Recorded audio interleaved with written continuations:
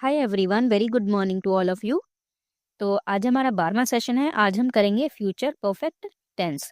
इससे पहले हम फ्यूचर इंडेफिनिट भी कर चुके हैं, फ्यूचर कंटिन्यूस भी कर चुके हैं, प्रेजेंट टेंस और पास्ट टेंस को भी कवर कर चुके हैं। आप उनकी क्लासेस प्लेलिस्ट में जाकर देख सकते हो।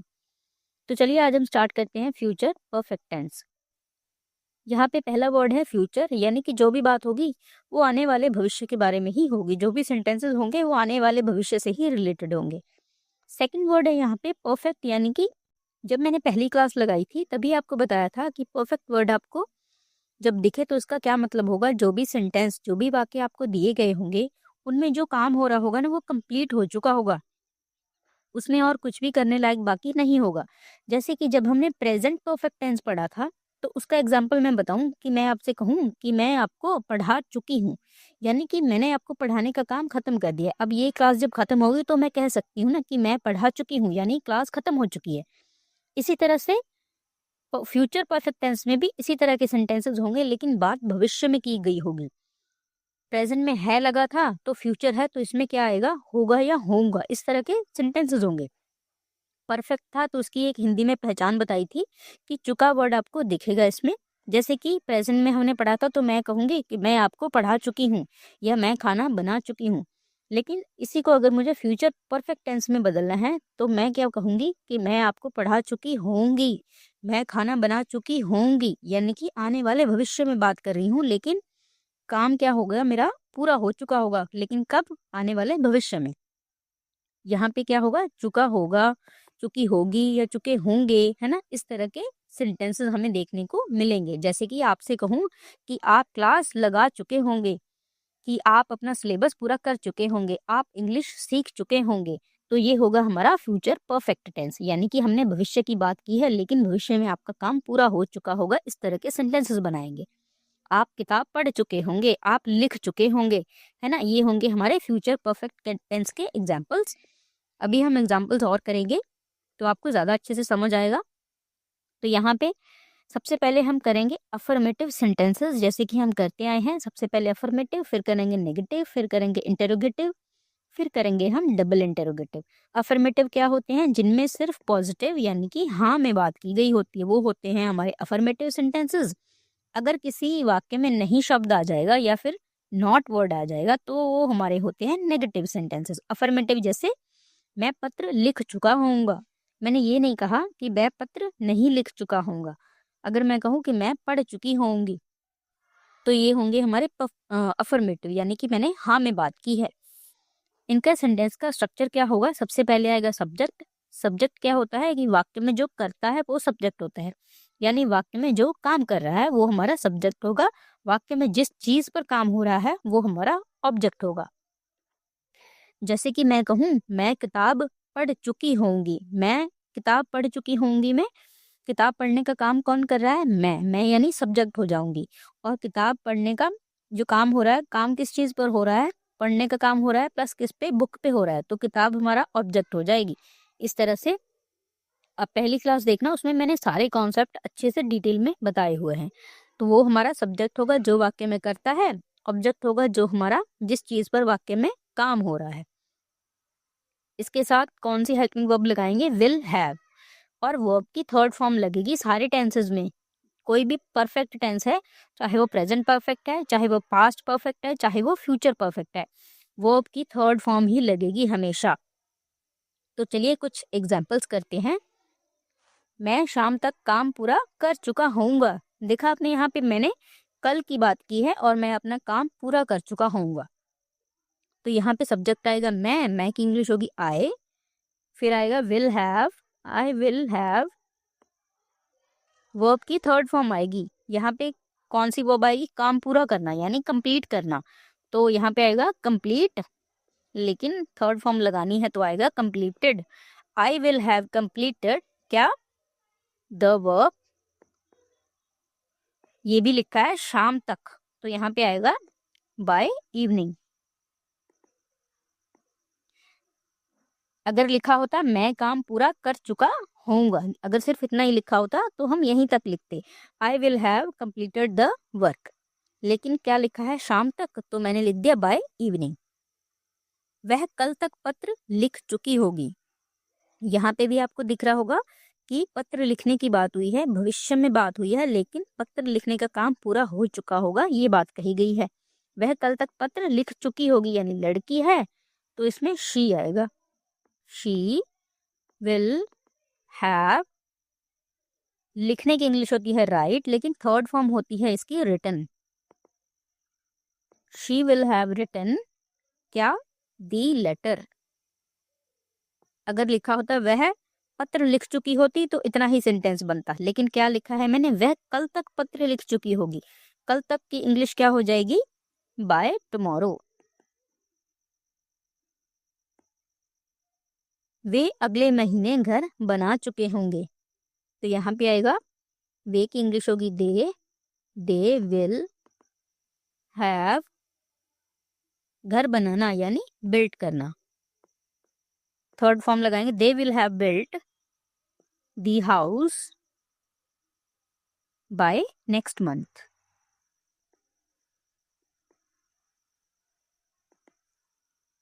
हम परीक्षा से पहले तैयारी कर चुके होंगे। हम, इसकी इंग्लिश होगी वो we will have completed the preparation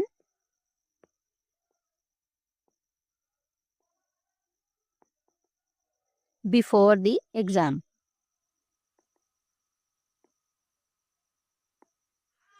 We will have completed the preparation before the exam.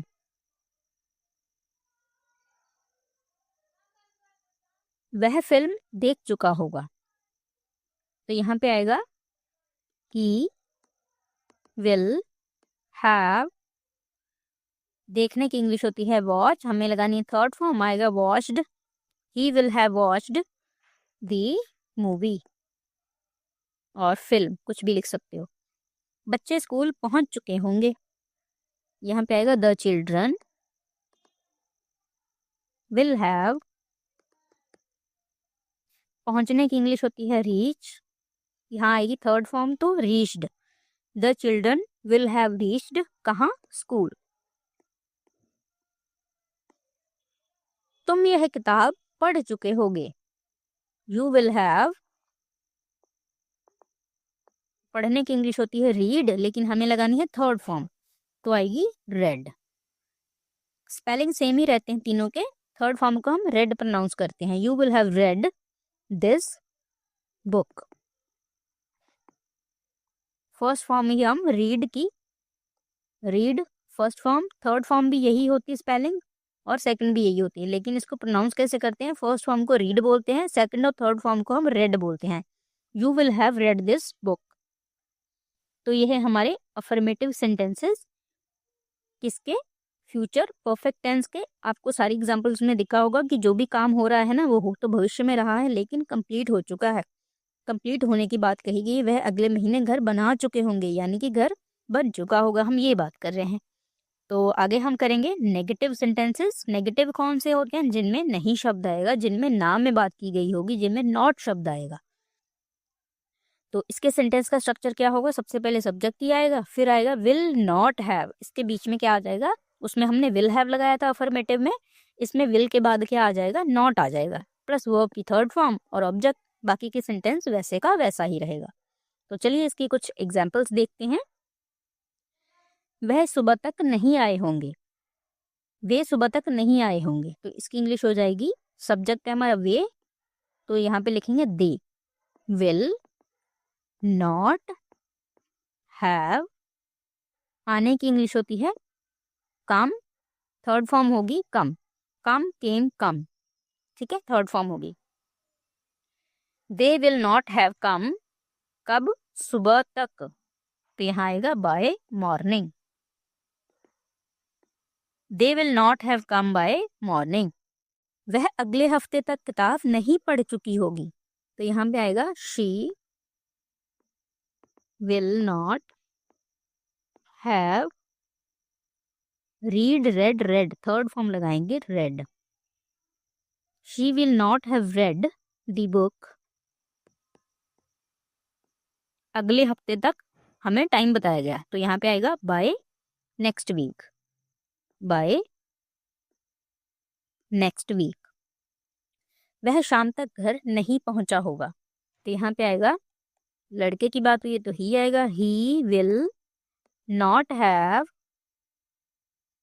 पहुंचने की इंग्लिश होती है रीच, यहाँ पे आएगा reached, third form, he will not have reached, कहाँ, होम, कब तक, शाम तक, तो ये आएगा बाय इवनिंग।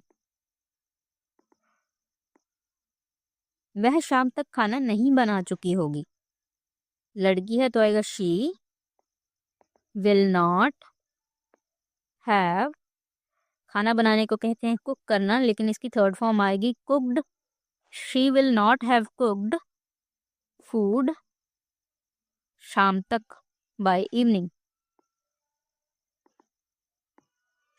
मैं कल तक किताब नहीं लिख चुका होऊंगा, यहाँ पे आएगा आई विल नॉट हैव, लिखने की इंग्लिश होती है राइट, हमें लगानी है थर्ड फॉर्म, आएगा written, I will not have written the book by tomorrow. वे स्कूल नहीं जा चुके होंगे, तो यहाँ पे आएगा दे विल नॉट हैव, जाने की इंग्लिश होती है गो, सेकंड फॉर्म होती है इसकी वेंट, थर्ड होती है गॉन, तो आएगा यहाँ पे gone. They will not have gone to school, वो काम पूरा नहीं कर चुके होंगे, यहाँ पे आएगा दे विल नॉट हैव, काम पूरा करने की इंग्लिश होती है कंप्लीट, तो यहाँ पे आएगी third form completed, they will not have completed the work. तो ये हैं हमारे नेगेटिव सेंटेंसेस जिनमें ना में बात की गई है लेकिन भविष्य में बात की गई है। इसके बाद हम करेंगे इंटेरोगेटिव सेंटेंसेस।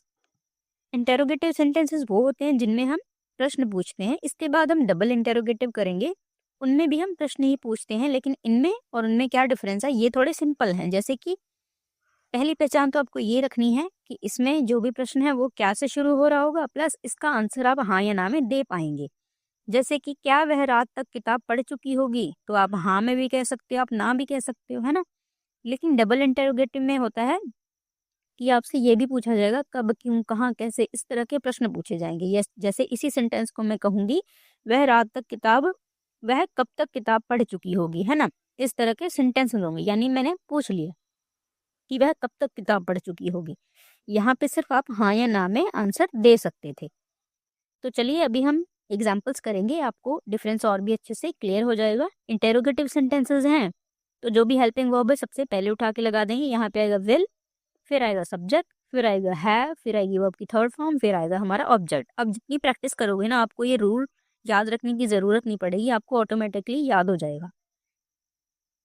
क्या वह रात तक किताब पढ़ चुकी होगी, तो इसकी इंग्लिश बनाएंगे। सबसे पहले आएगा हमारा विल पढ़ चुकी होगी, यानी लड़की की बात हुई है तो आएगा शी हैव, फिर आएगी वर्ब की थर्ड फॉर्म किताब पढ़ना यानी कि रीड करना, तो यहाँ पे थर्ड फॉर्म आएगी read, will she have read the book. लेकिन बताया भी गया वह रात तक इंग्लिश होगी by night, will she have read the book by night. क्या हम सुबह तक घर पहुंच चुके होंगे, तो यहाँ पे आएगा विल, हम की इंग्लिश होगी विल वी हैव, पहुंचने की इंग्लिश होती है reach, will we have reached home by morning. क्या वह शाम तक खाना बना चुका होगा, लड़के की बात हुई है तो लिखेंगे विल ही हैव, खाना बनाने को कहते हैं कुक करना, लेकिन थर्ड फॉर्म आएगी cooked, will he have cooked food, कब तक, शाम तक लिखा है तो आएगा बाय इवनिंग। अगर लिखा होता क्या वह खाना बना चुका होगा तो हम इतना ही लिखते फूड तक, ठीक है। क्या बच्चे अपना काम कर चुके होंगे, तो यहाँ पे आएगा विल द चिल्ड्रन हैव, पूरा करने की इंग्लिश बताई थी मैंने आपको, काम पूरा करने की कंप्लीटेड, थर्ड फॉर्म आएगी completed. Will the children have completed their work, क्या तुम पढ़ चुके होगे? तो यहाँ पे लिखेंगे विल यू हैव, पढ़ने की इंग्लिश होती है स्टडी, लेकिन हमें लगानी है थर्ड फॉर्म, तो आएगा studied. Will you have studied, क्या वे स्कूल जा चुके होंगे? तो यहाँ पे आएगा will they have gone to school, क्या वह पत्र लिख चुका होगा? विल ही हैव रिटन, लिखने की इंग्लिश होती है राइट, हमें थर्ड फॉर्म लगाएंगे हम written. Will he have written the letter. तो ये है हमारे इंटेरोगेटिव वाले कुछ एग्जाम्पल्स। आप जितनी प्रैक्टिस करोगे आपको उतना याद होगा। आप किसी बुक से या फिर गूगल से ढूंढ के इस तरह के सेंटेंसेस बनाकर देखना। तो चलिए आगे हम करते हैं डबल इंटेरोगेटिव। डबल इंटेरोगेटिव में मैंने आपको जैसे कि बताया, इसमें क्या पूछा जाएगा, कब, क्यों, कहाँ, कैसे, इस तरह के कुछ प्रश्न पूछे जाएंगे। इसके ये वाला सेंटेंस का स्ट्रक्चर तो सेम ही रहेगा, वही इंटेरोगेटिव वाला। इसमें क्या डिफरेंस है कि सबसे आगे क्या लगाएंगे, WH फैमिली उठा के लगा देंगे। ये क्या होती है, जो वर्ड्स WH से स्टार्ट होते हैं, जैसे कि why, when, where, which, whose, what, इस तरह के वर्ड्स। ठीक है, इसकी कुछ एग्जांपल्स देखते हैं। हम सुबह तक कहाँ पहुंच चुके होंगे, यहाँ पे आपको डिफरेंस दिख रहा होगा। ये है डबल इंटेरोगेटिव। अगर मुझे इसे सिंपल जो अभी हमने इंटेरोगेटिव किया उसमें बनाना हो तो मैं क्या कहूंगी, क्या हम सुबह तक पहुंच चुके होंगे, तब यहाँ पे कहाँ वर्ड नहीं आएगा। ठीक है, इसके आगे हम क्या लगा देंगे, क्या हम सुबह तक पहुंच चुके होंगे, तो वो हमारा इंटेरोगेटिव हो जाएगा। लेकिन हमने क्या पूछा यहाँ पे, हम सुबह तक कहाँ पहुंच चुके होंगे, तो यहाँ पे सेंटेंस हमारा बदल जाता है। ये हमारा डबल इंटेरोगेटिव है। सबसे पहले हम WH जो वर्ड है उसे पहचानेंगे और सबसे पहले उसकी इंग्लिश लिखेंगे। यहाँ पे वर्ड है हमारा कहाँ, कहाँ की इंग्लिश होती है वेयर। फिर लगाएंगे will,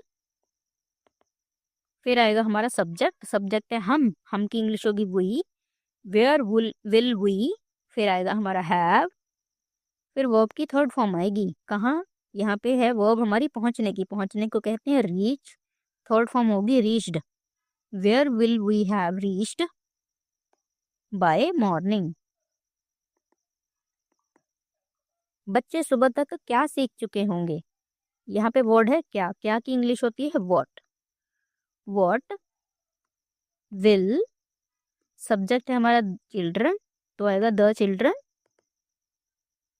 what will the children have, सीखने की इंग्लिश होती है लर्न, थर्ड फॉर्म आएगी learned by morning. What will the children have learned by morning, हम रात तक क्या खा चुके होंगे,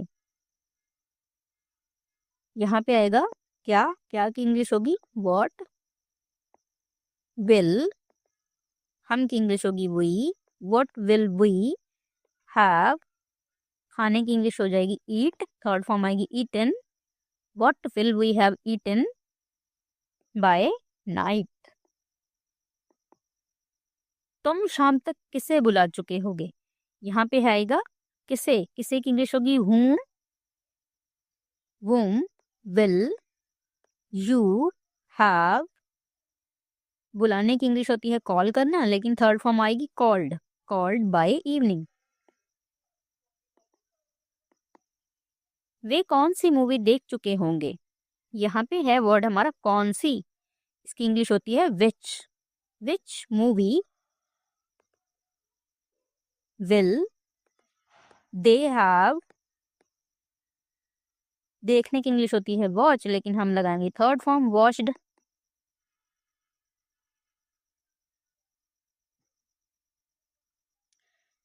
वे कौन सी मूवी देख चुके होंगे, which movie will they have watched. वह कितने पत्र लिख चुका होगा, यहाँ पे है कितने, कितने की इंग्लिश होती है how many. How many letters will he have written. वह कब तक सो चुका होगा। यहाँ पे वर्ड है कब तक, तो इसकी इंग्लिश होती है by when. Will he have, सोने की इंग्लिश होती है स्लीप, लेकिन हम लगाएंगे थर्ड फॉर्म आएगा यहाँ पे slept. By when will he have slept. तो ये हैं हमारे फ्यूचर परफेक्ट टेंस के जो डबल इंटेरोगेटिव हैं उसके एग्जाम्पल्स। हो सकते हैं थोड़े से डिफिकल्ट लगें, लेकिन अगर आप प्रैक्टिस करोगे तो याद हो जाएंगे। तो ये थी हमारी आज की क्लास। तो अगर आपको आज की क्लास समझ आई है तो यहाँ पे मैंने 4 कुछ सेंटेंसेस दिए हैं जो हमने आज पढ़ा है, वही रूल लगाकर यहाँ पे इसके सेंटेंसेस आप बनाना और उसके आंसर मुझे कमेंट सेक्शन में ज़रूर बताना। कोई डाउट हो तो आप कमेंट सेक्शन में पूछ सकते हैं, मैं ज़रूर रिप्लाई करूँगी। अगर आपको हमारी वीडियो अच्छी लगी हो तो आप इन वीडियोज़ को अपने दोस्तों के साथ भी ज़रूर शेयर करें। तो कल हम पढ़ेंगे फ्यूचर परफेक्ट कंटिन्यूस टेंस, कल हमारा लास्ट टेंस होगा।